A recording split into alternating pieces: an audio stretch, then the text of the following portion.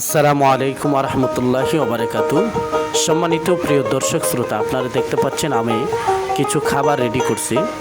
আপনার পুঁইশাক পাতা আছে, তো আমাদের গ্রামে আরেকটি শাক আছে, এটাকে বলা হয় গ্রামের ভাষায় হাইসা পাতা। তো সেগুলো এবং পেঁপে পাতা দিয়ে আমি মিহি করে কেটে ব্রয়লার স্টার্টার্স ফিড দিয়ে আমি এগুলোকে একসাথে মিশ্রণ করে নিচ্ছি। তারপর আমার দেশি মুরগির বাচ্চাগুলোকে দিয়ে দেব।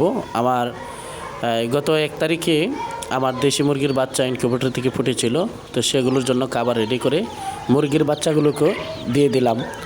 তো দেখতে পাচ্ছেন কত সুন্দর করে খাবার খাচ্ছে, মাশাআল্লাহ। তো আমার এই মুরগির বাচ্চাগুলোর বয়স হচ্ছে আজকে 28 দিন।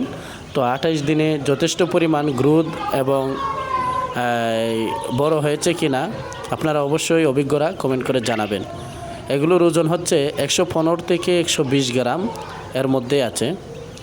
আর এখানে দেখতে পাচ্ছেন আমার কোয়েল পাখিগুলো রেখে দিয়েছি। আর এখানে কিছু মুরগির বাচ্চা আটকে রেখেছি, সেগুলোকে ছেড়ে দিয়েছিলাম।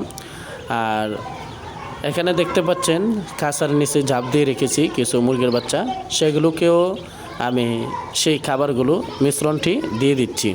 তো কত সুন্দর করে খাবারগুলো খাচ্ছে। আপনারা যদি সপ্তাহে একদিন এই মিশ্রণগুলো শাকসবজি আপনার দেশি মুরগির বাচ্চাগুলোকে খাওয়াতে পারেন, তাহলে দেখবেন এই সুন্দর ওজন এবং গ্রোথ আসবে।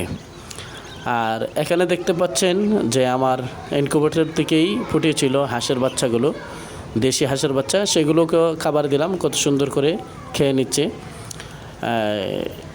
আর কিছু হাঁস আছে, এগুলো থেকে অনেক বড়, এগুলো আগে ফুটিয়েছিলাম, সেগুলো জমিতে ছেড়ে দিয়েছি, তারা জমি থেকে টুকিয়ে খাবার খাচ্ছে।